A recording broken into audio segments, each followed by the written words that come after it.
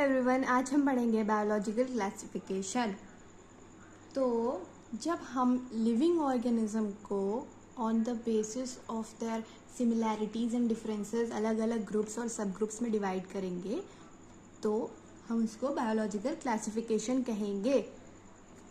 तो पहला non scientific classification जो था, पहला नॉन साइंटिफिक क्लासिफिकेशन वो बेस्ड था यूजेस पे। कौन सा ऑर्गेनिज्म किस तरीके से यूज़ किया जाता है, कौन सा एनिमल, कौन सा प्लांट किस बेसिस पे यूज़ किया जाता है, उस हिसाब से पहले ज़माने में क्लासिफिकेशन दिया गया था। उसके बाद आता है साइंटिफिक क्लासिफिकेशन। जो हमारा फर्स्ट साइंटिफिक क्लासिफिकेशन था वो दिया गया था एरिस्टोटल साहब की तरफ से। तो एरिस्टोटल साहब ने बोला था, एरिस्टोटल साहब ने प्लांट और एनिमल को डिवाइड किया था on the basis of morphological character, simple morphological character.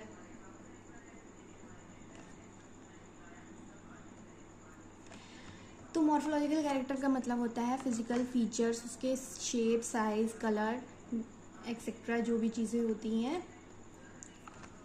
तो उन्होंने प्लांट को हर्ब, श्रब और ट्री में डिवाइड किया और एनिमल को इनेमिया और एनीमिया में डिवाइड किया। तो इनेमिया का मतलब होता है जिस ऑर्गेनिज्म का ब्लड रेड होता है, और एनीमिया का मतलब होता है जिस ऑर्गेनिज्म का ब्लड रेड नहीं होता है, वाइट होता है।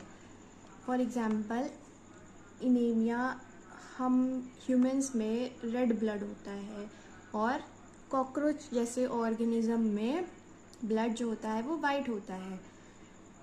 और प्लांट को हर्ब, श्रब और ट्री में डिवाइड किया, मतलब छोटे छोटे पौधे जो होते हैं, और श्रब मतलब झाड़ी झंकाड़ी, और ट्री मतलब बहुत बड़े लंबे लंबे पेड़, इसमें डिवाइड किया गया।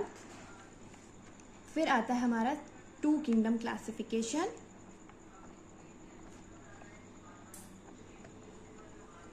To kingdom classification was given by Carolus Linnaeus. तो कैरलस लीनियस ने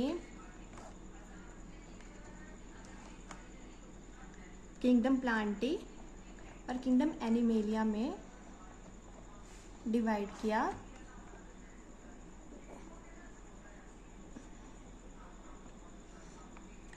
on the basis of cell wall. तो किंगडम प्लांटे में सेल वॉल प्रेजेंट होता है और इसमें एब्सेंट होता है। तो इस क्लासिफिकेशन में बहुत सारे डीमेरिट्स थे, हम वो डीमेरिट्स आपको बताते हैं। जैसे कि इन्होंने पहली चीज़ जो थी वो प्रोकैरियोटिक ऑर्गेनिज्म को और यूकैरियोटिक ऑर्गेनिज्म को साथ में रख दिया, जबकि ये साथ में नहीं हो सकते। और इन्होंने ऑटोट्रॉप्स को और हेटेरोट्रॉप्स को साथ में रख दिया।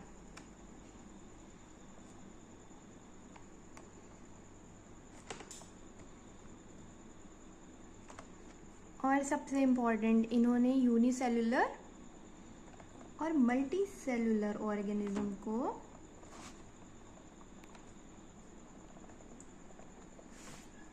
साथ में रख दिया। इन्होंने लाइकन और माइकोप्लाज्मा को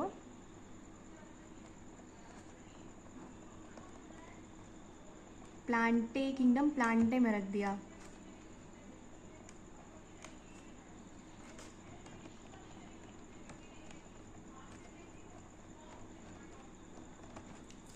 अब लाइकन जो होता है एसोसिएशन होता है एल्गी और फंजाई का, तो ये किंगडम प्लांटे में नहीं आ सकता और इन्होंने इसको किंगडम प्लांटे में रख दिया। ये एक बहुत बड़ा डीमेरिट था इनका। तो ये कुछ डीमेरिट्स थे जिनकी वजह से इनका क्लासिफिकेशन नहीं चल पाया और आया हमारा 5 किंगडम क्लासिफिकेशन।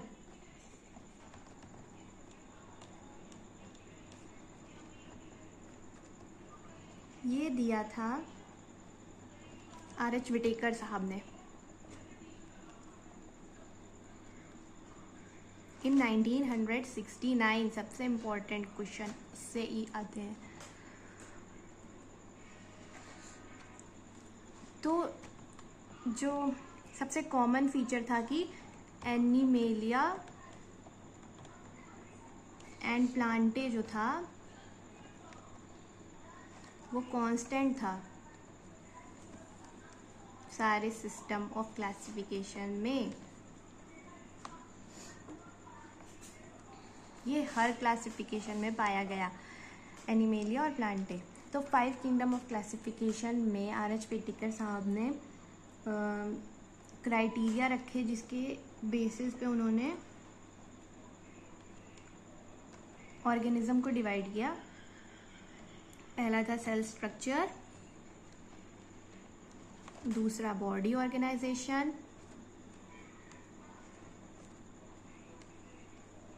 फिर है मोड ऑफ रिप्रोडक्शन,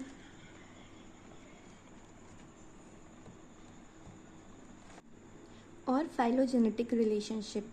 तो ये इतनी क्राइटेरिया पे R.H. विटेकर ने अलग अलग किंगडम को, अलग अलग ऑर्गेनिज्म को अलग अलग किंगडम में ट्रांसफ़र किया था। तो सबसे पहले हमारे पास हमारा किंगडम है मोनेरा, फिर प्रोटिस्टा, फिर फंजाई, प्लांटे एंड एनिमेलिया। तो कुछ कैरेक्टर है जिनके बेसिस पे उनको डिवाइड किया गया, हम वो कैरेक्टर देखते हैं। सबसे पहले सेल टाइप।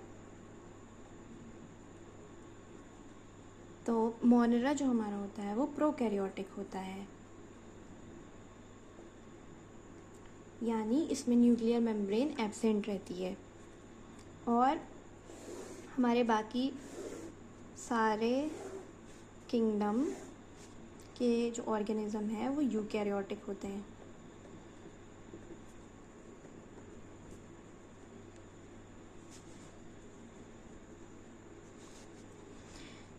तो मोनेरा जो होता है वो प्रोकैरियोटिक होता है और बाकी जो जितने किंगडम रहते हैं वो यूकैरियोटिक होते हैं। फिर हमारे पास आता है सेल वॉल। सेल वॉल जो मोनेरा की रहती है वो बनी होती है पेप्टिडोग्लाइकन की, यानी पॉलीसेकेराइड प्लस अमीनो एसिड से। तो मोनेरा की जो सेल वॉल होती है वो पेप्टिडोग्लाइकन से बनी हुई होती है। प्रोटिस्टा में सेल वॉल किसी किसी में पाई जाती है, किसी किसी में नहीं पाई जाती है। जैसे क्राइजोफाइट्स और डाइनोफ्लैजिलेट्स में पाई जाती है, लेकिन प्रोटोजोन्स में एब्सेंट होती है। और फंजाई में ये प्रेजेंट होती है और ये काइटिन की बनी होती है।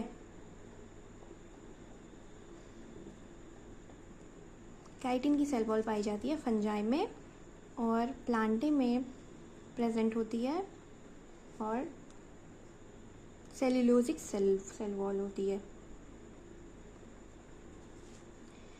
और एनिमल में तो सेल वॉल एब्सेंट होती है।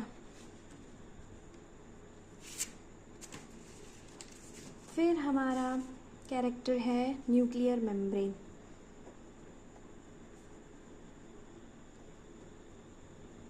जैसे कि मोनेरा प्रोकैरियोटिक है, मतलब उसमें न्यूक्लियर मेम्ब्रेन एब्सेंट होती है, तभी वो प्रोकैरियोटिक ऑर्गेनिज्म है और सब में प्रेजेंट होती है।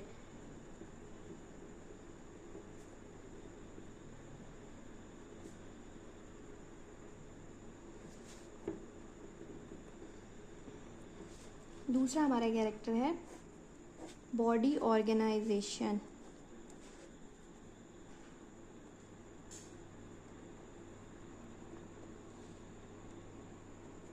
मोनेरा हमारा सेल्यूलर होता है, यूनिसेलुलर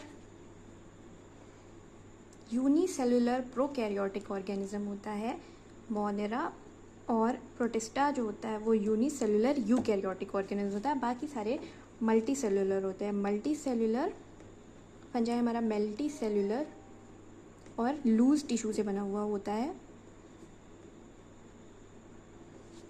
और प्लांटेज हमारा होता है उसमें टिश्यू और ऑर्गन टाइप का बॉडी ऑर्गेनाइजेशन होता है, और एनिमेलिया में ऑर्गन सिस्टम प्रेजेंट होता है। Tissue, organ and organ system type का बॉडी ऑर्गेनाइजेशन होता है। नेक्स्ट कैरेक्टर है मोड ऑफ न्यूट्रिशन। तो मोनेरा जो होता है वो ऑटोट्रॉपिक होता है, यानी chemosynthetic and photosynthetic both.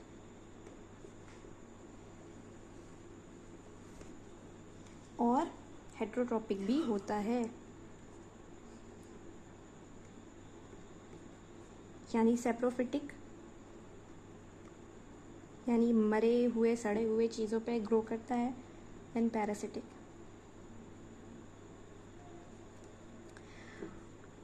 Protista जो हमारा होता है वो ऑटोट्रॉपिक एंड हेट्रोट्रॉपिक बोथ होता है, यानी ये अपना खाना खुद बना भी लेता है और दूसरों के ऊपर भी डिपेंड रहता है खाने के लिए। फंजाई जो हमारा होता है वो पूरी तरीके से हेट्रोट्रॉपिक होता है, यानी ये दूसरों के ऊपर डिपेंड होता है खाने के लिए। और प्लांटेज जो हमारा होता है वो ऑटोट्रॉपिक होता है, मतलब ये अपना खाना खुद बनाते हैं। एनिमेलिया जो हमारा होता है ये हेट्रोट्रॉपिक है, होलोजोइक एंड सैप्रोफिटिक। सैप्रोफिटिक मतलब मरे गले चीज़ों पे भी उगते हैं, उनसे खाना लेते हैं। और होलोजोइक का मतलब होता है पहले इंजेस्ट करते हैं फिर उस खाने को डाइजेस्ट करते हैं। तो ये कैरेक्टर सिर्फ और सिर्फ एनिमेलिया में प्रेजेंट होता है। नेक्स्ट टॉपिक के लिए दूसरी वीडियो देखिए।